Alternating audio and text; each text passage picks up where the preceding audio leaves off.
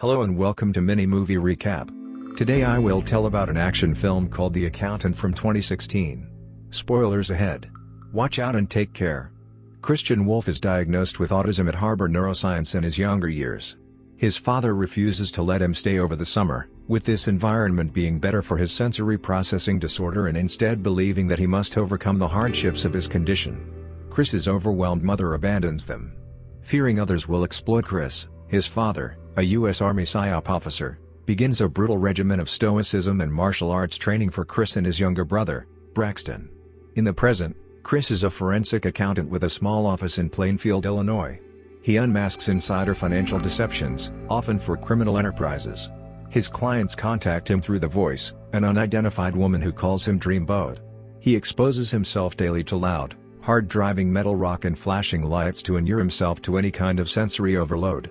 Chris is hired to audit the firm Living Robotics after the company's founder and CEO, Lamar Blackburn, and his sister Rita, are told of financial discrepancies from in-house accountant Dana Cummings. He finds that more than $61 million have been embezzled over years. CFO Ed Chilton, a diabetic, is forced by a hitman to overdose on his insulin as the only way for him to save his wife who would have been killed had he not complied. Lamar dismisses Chris, claiming Chilton killed himself over the theft. This leaves Chris disappointed because he cannot finish his forensic audit. Meanwhile, the director of FinCEN, Ray King, pursues Chris, known to him as just the accountant. King blackmails Treasury data analyst Mary Beth Medina, threatening to reveal she falsified her background on her government job application in order to force her to locate the accountant. Her leads include Chris's cover names, various photos, and a recording from his killing of 9 members of the Gambino crime family. Medina isolates Chris's voice from the recording of the Gambino killing, repeating the nursery rhyme Solomon Grundy. She learns that his vocal cadence is reminiscent of autistic individuals, and that Chris's aliases are famous mathematicians, including his current identity, Christian Wolff. Using IRS data and records, she locates his Illinois office. Assassins attempt to kill Chris, who is able to easily subdue them. One reveals that Dana is the next target. Chris saves her, taking her to a storage unit. It contains an Airstream RV holding artwork, other valuables such as money and different currencies, and the tools of his killing trade, which he can use to quickly flee when necessary. As they talk, he realizes the embezzlement at Living Robotics is a scheme like Crazy Eddie's. Money stolen from the company is returned to it, boosting profits and increasing the company's valuation as it prepares for an initial public offering. When he goes to confront Rita, he finds that she has been contract murdered, now exposing Lamar as the crook behind the fraud. Government agents search Chris's heavily secured home. King tells Medina that Chris was imprisoned at Leavenworth because of a fight at his estranged mother's funeral, where his father was killed protecting Chris.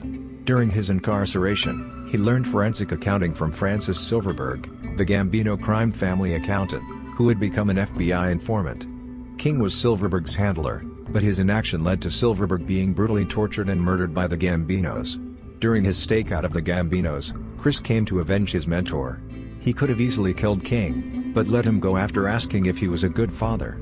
Thereafter, King began getting vital information through the voice whenever criminals violated Chris's moral code, King becoming director of FinCEN as a result. King reveals that he expects Medina to take over when he retires.